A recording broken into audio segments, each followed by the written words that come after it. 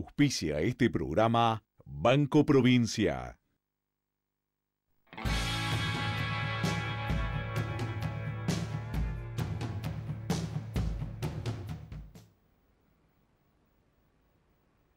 ¿Qué tal? ¿Cómo están? Muy buenos días, bienvenidos a esta segunda edición informativa de Chacra TV Noticias. Algunos de los temas centrales que vamos a estar desarrollando son los siguientes.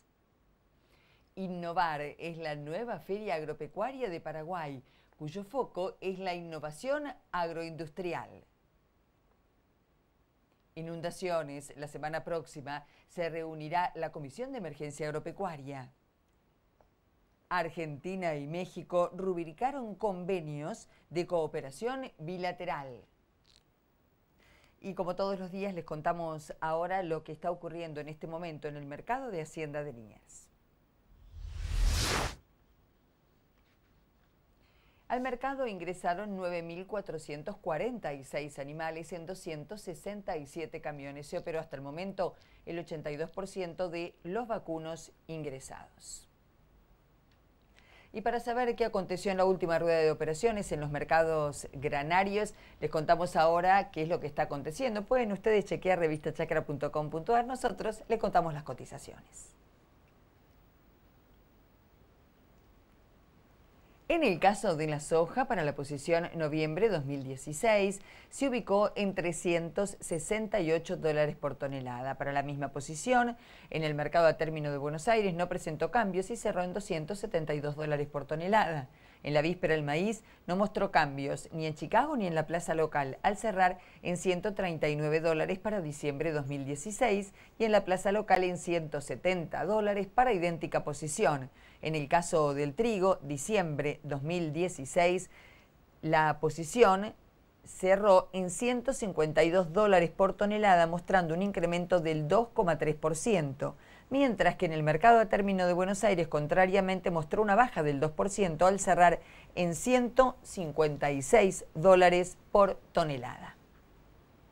Ayer le contábamos que se presentó Innovar, la feria agropecuaria de Paraguay, y poníamos en pantalla el momento del lanzamiento de la muestra misma en Paraguay. Hoy tenemos más detalles para contarles respecto de este encuentro que se va a realizar en marzo próximo en el vecino país.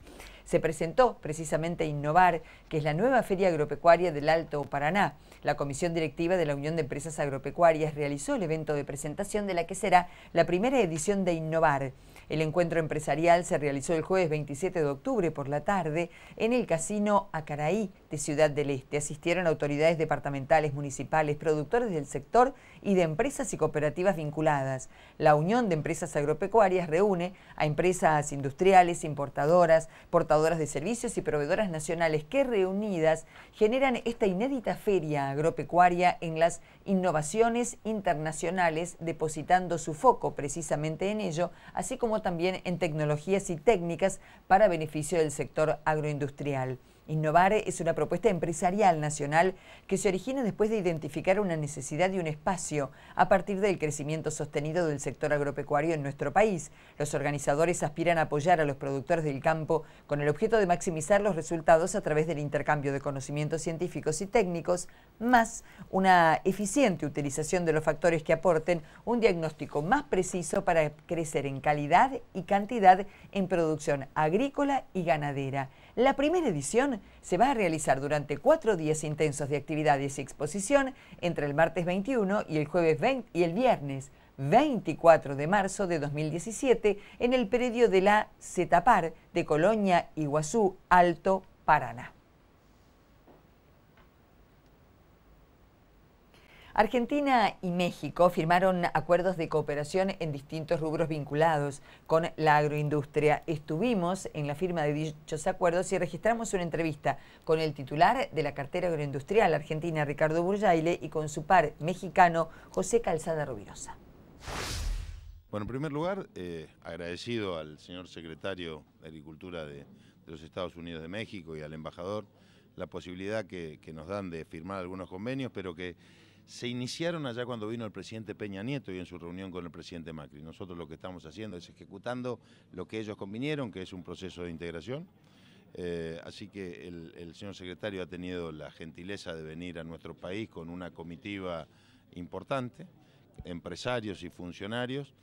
Y lo que hemos firmado son convenios, en primer lugar, de cooperación tecnológica entre el INTA y su par de los Estados Unidos mexicanos, de transferencia de tecnología entre el Instituto de Vitivinicultura y la Secretaría, un convenio sanitario entre el SENASA y el SENASICA, y por último, transferencia de tecnología y un convenio de pesca de ambos países. Así que yo agradecido, y quizás el señor secretario pueda abundar, pero creo que es el proceso de integración que tenemos más importante de cara al futuro entre nuestro país y algún país que hayamos estado hablando. Es uno de los más importantes y uno de los desafíos que tenemos como ministerio, dada la relación que había estado un poco distante en estos últimos tiempos. ¿Qué ofrece México para la Argentina y por supuesto Argentina para México, ¿no? El vino ahí es un tema que está casi confirmado, que se vayan a llevar vino de la República Argentina. A ver, somos grandes importadores de vino de Argentina. Los gustos de los mexicanos, siempre el vino de Argentina ha jugado un papel o ha tenido un lugar preponderante en nuestras mesas. Queremos aprender de un grande de la producción de vino en el mundo, como es el caso de Argentina. Nosotros estamos en el lugar número 25 en cuanto a producción de vino en el mundo. El consumo per cápita es de 0.7 litros. Estamos lejos de países como Argentina o España o Italia o Francia, y queremos aprender. Para tales efectos firmamos un convenio que tiene que ver con transferencia de tecnología, que tiene que ver con capacitación. Hay muchos técnicos mexicanos que están empezando en estos artes de la producción del vino, que quieren venir a aprender. México a lo largo de los años se dedicó a producir otro tipo de bebidas, como es el caso del tequila o la cerveza. En tequila somos, el único y somos muy buenos. Estamos vendiendo al extranjero por ahí de los 1.500 millones de dólares de tequila. Cada minuto exportamos 400 litros de tequila. Eso es lo que estamos mandando al mundo entero. Sí, somos muy buenos, pero queremos también explorar esta parte importantísima que es la producción de vino. En México tenemos como por ahí de 6.000 hectáreas, más o menos, y producimos 30 millones de botellas de vino al año. Importamos 70 millones de botellas. O sea, producimos 30, importamos 70. Entonces, queremos acortar la brecha y no solamente eso, también ser exportadores de vino para el mundo. Y yo le agradezco mucho al señor ministro que ha accedido a que vengan gentes nuestras, colaboradores, a cuestiones que tienen que ver con pesca, que tienen que ver con vino, que tienen que ver con tecnología, que tienen que ver con capacitación. Reconocemos en Argentina un gran productor de alimentos del mundo. México es el 12º productor de alimentos del mundo y queremos hacer compatibles nuestras especialidades en cuanto a producción del sector primario. En la municipalidad de General Villegas, donde la situación es realmente muy complicada por estas horas, está lloviendo una vez más desde hoy en torno a las 7 de la mañana, no solo en Villegas, sino por ejemplo también en Ameguino y en las zonas de influencia. También estaba lloviendo por estas horas, al menos el relevamiento de las 11 de la mañana en Carlos Tejedor. En Villegas, informes privados, siempre hablamos de la sociedad rural local, insisten con que el 70% del municipio se encuentra bajo el agua. En tal sentido, desde el municipio informaron en las últimas horas que están aguardando que comience a bajar un poco el agua para poder hacer relevamientos satelitales para detectar si existen a la fecha canales clandestinos que estén derivando el agua de los campos. Lo cierto es que la Municipalidad de General Villegas, Distrito del Norte bonaerense, saben ustedes que ha sido declarado en emergencia agropecuaria por la provincia de Buenos Aires, ha derivado en que en las últimas horas se hayan hecho 2 denuncias al menos acerca de la realización de canales clandestinos y se ha denunciado incluso desde el municipio local penalmente a 2 productores por lo que consideran han sido roturas intencionales de alcantarillas para evitar el drenaje de agua hacia sus campos. En tal sentido, el municipio informó que aguardan el descenso de las aguas para realizar un relevamiento satelital acerca de cómo está la situación en este momento. Por otra parte, un ex concejal de Ameguino, partido vecino a General Villegas, Mario Madrid, advirtió que si se concluyeran las obras que proponía el proyecto Cañada Las Horquetas, que se inició en los 80 y aún no se finalizó, se podrían evitar los excesos hídricos de toda la región oeste de la provincia de Buenos Aires. La semana pasada, la Municipalidad de Villegas le pidió a los productores que autoricen el paso por sus campos de canales que llevarían el agua hasta la cuenca del Salado, en sintonía con esa obra que evitaría las inundaciones, pero lo cierto es que esa obra hace más de una década que está totalmente paralizada. Mientras tanto, otro relevamiento indica que, como consecuencia de las inundaciones, cayó 15% la producción de los tambos en el distrito de General Villegas. La producción de leche, que como es habitual en esta época, aumentan, porque saben ustedes, es el momento en el que las vacas tienen una mayor cantidad de pasto. En lugar de incrementarse, se redujo en promedio un 15% respecto a lo que se venía produciendo en el mes pasado, siempre según datos de la Sociedad Rural de General Villegas. Y saben ustedes que el ministro de Agroindustria Nacional, Ricardo Burjaile, en el día de ayer se refirió a la situación de las inundaciones y anticipó que en los próximos días se va a reunir la Comisión Nacional de Emergencia Agropecuaria y que estaría todo dispuesto para que tras esta reunión se homologue esta declaración a nivel nacional. Yo hablé con el ministro Sarkis, a diario estoy hablando. Hemos declarado la emergencia agropecuaria anterior, para una emergencia anterior que estaba para la provincia de Buenos Aires, y creo que el día viernes la gobernadora Vidal firmó el decreto de declaración de emergencia a los partidos de Trenquelao, en Villegas y toda la zona. La semana que viene vamos a reunir la Comisión de Emergencia Agropecuaria, que seguramente va a validar el decreto que firmó la gobernadora, y a partir de ahí Nación homologa. En esto, al homologar Nación, inmediatamente para los productores afectados lo que tienen son los beneficios de la ley de emergencia agropecuaria, que significa postergación de vencimiento de los impuestos, que significa suspensión de la obligatoriedad o refinanciación, si quiere el productor, de los pasivos con la banca oficial, y todas las líneas de crédito que tenemos, tanto en Banco Nación como los convenios que celebremos con el Banco Provincia de Buenos Aires. Esto, como primera medida, seguramente va a ser en los próximos días. Yo sé que todas estas medidas, ante la magnitud de las emergencias que nos tocan vivir, no alcanzan. La solución son las obras de infraestructura, que durante muchísimo tiempo no se hicieron en la Argentina y que nosotros tenemos el compromiso de hacerlo. Por lo tanto, sabemos, los productores trabajan a cielo abierto, estas cuestiones pasan, pero lo que no puede pasar es que no haya infraestructura para prevenir los daños que hoy afectan. Ahora con la tarjeta Agronación puede financiar la compra de gasoil para la próxima campaña con un 5% de reintegro y hasta 210 días libres. Consulte adhesión en el IPF directo de su localidad o llamando al 0810-666-AGRO. Con Banco Nación, crecer es mucho más fácil. Tenemos ahora noticias breves nacionales. Desde hoy solo se podrá salir del país con el Documento Nacional de Identidad Digital. Hasta el momento hay registros de blanqueo de capitales por 4.600 millones de dólares, lo informaron oficialmente. El presupuesto para ciencia y tecnología tendrá un aumento de casi 1.300 millones de pesos. Fue a partir de un acuerdo logrado en el día de ayer en el Congreso Nacional.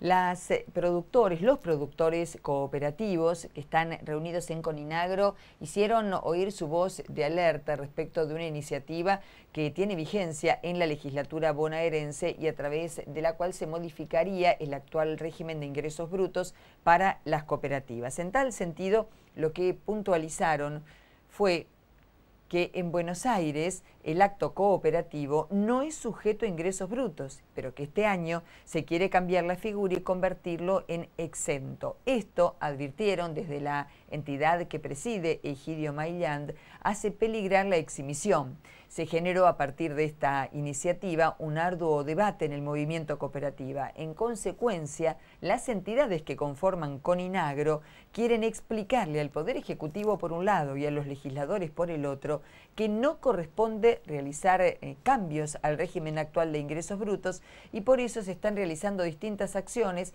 enviando documentos a cada uno de los poderes, ya sea el Ejecutivo, así como también al Legislativo. Señalan en tal sentido que la reforma constitucional de 1994 estableció en su artículo 41 que la provincia de Buenos Aires fomenta la organización y desarrollo de cooperativas, otorgándoles un tratamiento tributario acorde con su naturaleza. Y esa manda constitucional se hizo operativa a través de una ley, que es la 13.360, aprobada por unanimidad en ambas cámaras a mediados del año 2005, dejando fuera del alcance del impuesto sobre los ingresos brutos a las operaciones realizadas por las cooperativas con sus asociados. Insistimos, el comunicado que divulgó en las últimas horas Coninagro, la entidad presidida por Egidio Mayrand. El informe de cada día sobre la ganadería, el informe del IPCBA.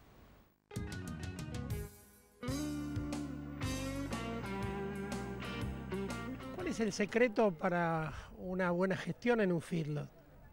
Creo que hay una definición muy simple y que no me voy a cansar de repetir y que tenemos que tomarlo todos los productores de carne, no solamente los feedlot, que es medir, medir, medir y también medir.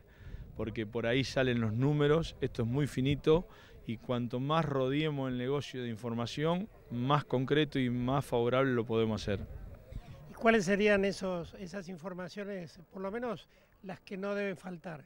Nosotros tenemos dos sistemas de gestión, uno que es un true test que se hace el control individual del animal para medir la performance individual del animal, por más que se mezclen los corrales nunca se pierde esa información, y otra es WinCampo, que es un programa argentino hecho con colaboradores argentinos y que son números reales y que hace que se siga el rendimiento por lote. Entonces, desde lo individual para arriba podemos tomar origen del animal, procedencia del animal, estado corporal del animal, raza del animal, sexo del animal y el kilogramo de ganado que entra. Después ese se hace el seguimiento cada vez que pasa por la manga y después al último terminando evaluando por eficiencia de conversión, cuánto nos comió, cuánto nos devolvió en kilo ganado, y eso hace que se forme un informe general que es cuántos animales del corral vendí, en el año vendí del feedlot, cuánto en el corral, cuánto en el lote, lo puedo ir desgranando para llegar a lo individual normalmente, no sé si me explico. Arranco de lo individual para llegar al total y después voy desgranando del total para llegar a lo individual.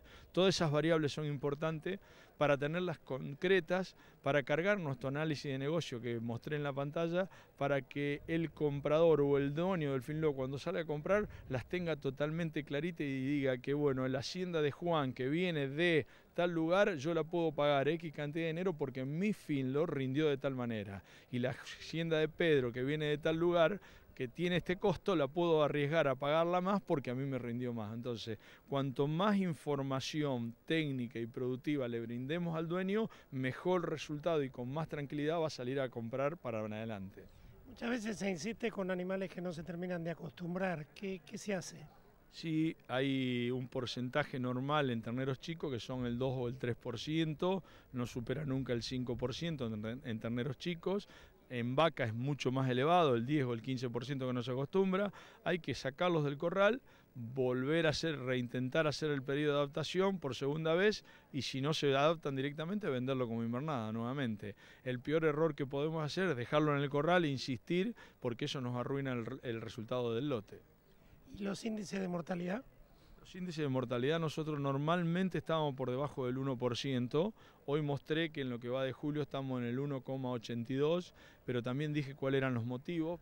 Primero y principal, ustedes saben y nadie deja de saberlo, que tuvimos 3 meses de exceso de lluvia, acá nos llovieron en un mes 700 milímetros, tuvimos mucha hacienda que entró comprada de la isla, de una isla que estaba totalmente inundada, entonces venían en muy mal estado. Y aparte empezar a trabajar con vacas y animales grandes, el acostumbramiento, como te dije anteriormente, hace que tenga un 10 o un 15% de rechazo y esos animales hace que se traduzca en mayor porcentaje de mortandad. Normalmente me animaría a decir, en condiciones óptimas de clima, con planes sanitarios como sabemos aplicar los feedloteros y con feedlot que trabajen seriamente a estos niveles, yo te diría que nunca tendríamos que estar pasando del 1% de mortandad.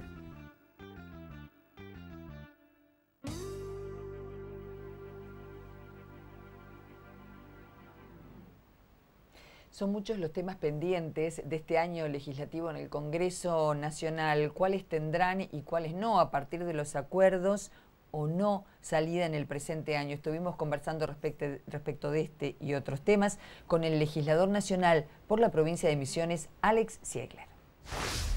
Lo que nosotros hacemos es un sistema donde promovemos la creación de un sistema.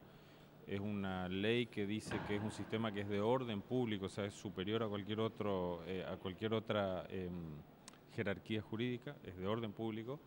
Lo que hace es registrar los contratos, o sea, lo que cuando un productor va y entrega yerba a un secadero, o un productor de manzana entrega manzanas a un packing, o un olivicultor entrega olivas a una industria. En cualquiera de esas circunstancias lo que existe en ese momento es un acuerdo entre alguien que lleva el primer producto de valor, que es ese producto, su producción, su trabajo, y alguien que le quiere comprar. Entonces, lo único que hacen es registrar ese acuerdo, ese pacto. Te compro tantos kilos a tal precio, a tal plazo. Soy fulano el que compro y fulano el que vende. Eso se registra.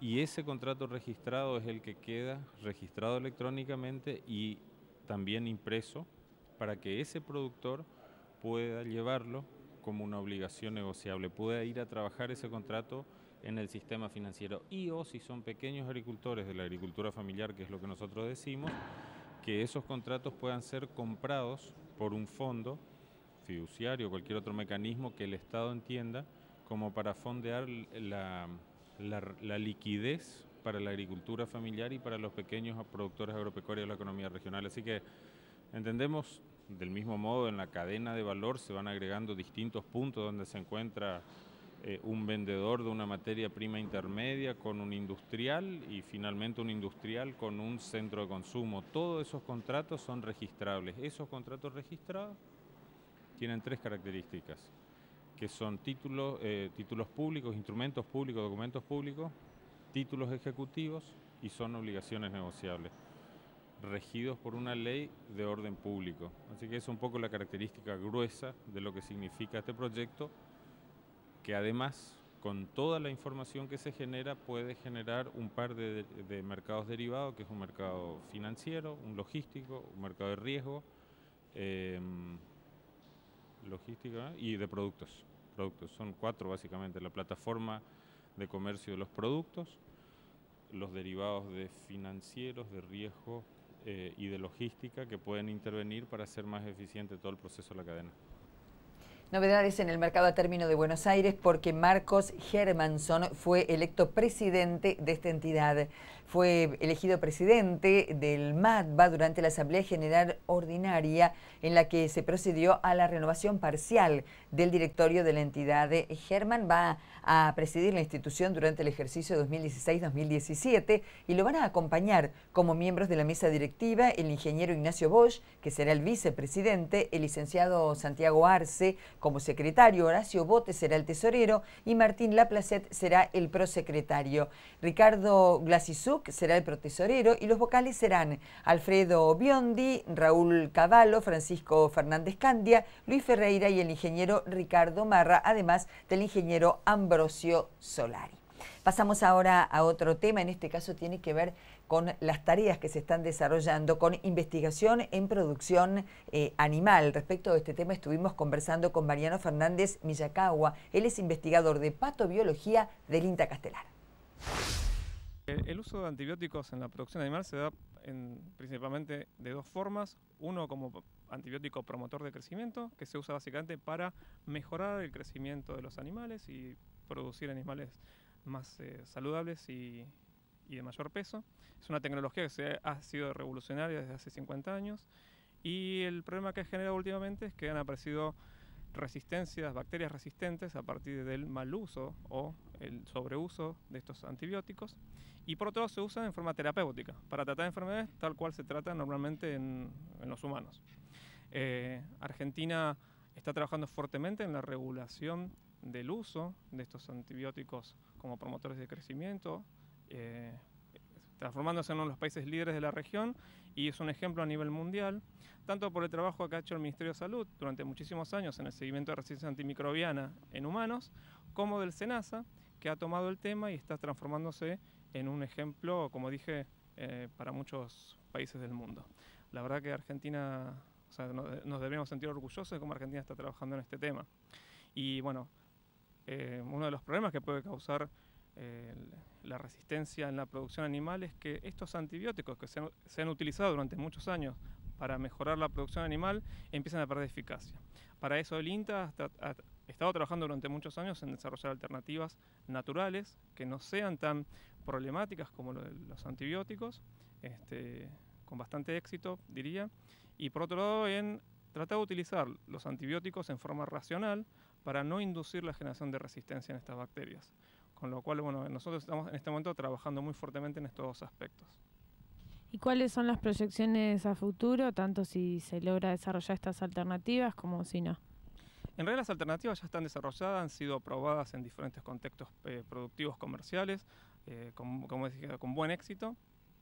Lo que prevemos es que si se adoptan estas tecnologías, que muchas veces más que nada es un cambio cultural de la gente que tiene que aceptarlas y proveerlas a sus animales, vemos que Argentina se puede transformar en un país también líder en cuanto al uso de estas tecnologías, libre de antibióticos o con un uso racional de antibióticos. Otro tema bien distinto es el planteo de cómo es hoy la articulación de gestión de riesgo. Un buen planteo para hacerse frente a un momento con adversidades climáticas como las actuales, sobre todo para productores del centro del país. Hablamos sobre este tema con Carlos Cataño, que es asesor del Ministerio de Agroindustria. A mí me parece que básicamente implica por poner a la mayor disposición posible de los decisores todo lo que es la información que permita trabajar sobre el riesgo. El riesgo tiene dos partes, que es por un lado la amenaza y por otro lado la vulnerabilidad, ¿no es cierto? La confluencia de esos dos factores es lo que termina generando el riesgo. Cuando se dispone de mayor información, digamos, uno conoce mejor la amenaza y tiene elementos como para trabajar sobre la vulnerabilidad, ¿no es cierto? Y trabajar sobre la vulnerabilidad implica, digamos, también tener en cuenta los intereses de los distintos sectores. Hay que ver cada caso en particular, qué tipo de riesgo. No es lo mismo el riesgo vinculado a un déficit hídrico, por ejemplo, sequía, que a la inversa, ¿no? Que por problemas de inundaciones, etcétera, etcétera. Cada uno requiere una modalidad de articulación particular, pero yo diría que en todos vos tenés esos ejes vinculados a articular acciones entre conocedores y decisores y población afectada. Habrá que ver cada caso, inclusive a nivel local esto digamos, incide. El factor local tiene una incidencia importante porque no es lo mismo la percepción, como decía antes, de la vulnerabilidad en una población que por ahí haya estado mucho más afectada que en otra, ¿no? Entonces, las capacidades de respuesta, lo que tiene que ver con la gestión, digamos, de las respuestas, también es importante que contemplen estas cuestiones, ¿no? ¿Y cuáles son los principales mecanismos justamente para garantizar que los diferentes actores accedan a esta información? ¿Cómo se está avanzando en esto? Yo creo que ahí básicamente hay que hacer un trabajo muy importante, y por esto hablaba antes del tema de los traductores, para que toda ese gran bagaje de información científica que se genera desde las universidades, desde los organismos de ciencia y técnica, etcétera, esté disponible para la toma de decisiones. Y esto a veces también tiene un tema, y por eso vuelvo al tema de los traductores, que nos remite a los códigos y a los tipos de lenguajes. Hasta la forma en que se presenta la información es distinta si tiene que ir a, digamos, una revista especializada, donde lo que los van a leer, analizar, etcétera, son todos expertos en el tema, que si eso va a gente que tiene que decidir, que maneja otro tipo de conocimientos y variables, ¿no es cierto? Hoy a las 14, como lo anticipó aquí en el ciclo Diálogos con Chacra, el secretario de Agregado de Valor, Néstor Roulet, la Conavia cumple 25 años. Y en ese marco, en torno a las 14, en la Bolsa de Cereales de Buenos Aires, donde estaremos con las cámaras de Chacra TV Noticias, se harán otros anuncios que ya podemos anticipar que tendrán que ver con la liberación de 2 nuevos eventos biotecnológicos. Pasamos ahora a otro tema que es muy importante para muchos productores que están mirando al cielo, y es qué va a pasar con el clima en las próximas horas. Ingresando a Revista Chacra, así como también a Agritotal, pueden acceder a estos mapas que elabora diariamente el INTA Castelar. Allí tienen ustedes el detalle de lo que está aconteciendo en materia de lluvias y de tormentas en primera instancia, y les recordamos que precisamente esto tiene vínculo con el alerta por tormentas fuertes en el centro y norte del país que emitió el Servicio Meteorológico Nacional. Es para el centro y norte bonaerense, complicado con inundaciones, y abarca también el este de Chaco, Córdoba, Corrientes, Entre Ríos, el este de Formosa, Misiones, Santa Fe y el este de Santiago del Estero. Y en este segundo mapa del Instituto Nacional de Tecnología Agropecuaria de Castelar se pueden ver claramente cuáles son las temperaturas mínimas que van a registrarse durante el día de hoy en todo el territorio nacional. Y recordamos entonces, continúa la alerta por tormentas fuertes para el centro y el norte de la República Argentina. Final para esta edición informativa. Nos reencontramos exactamente en 1 hora con otra edición de Chacra TV Noticias. Muchas gracias.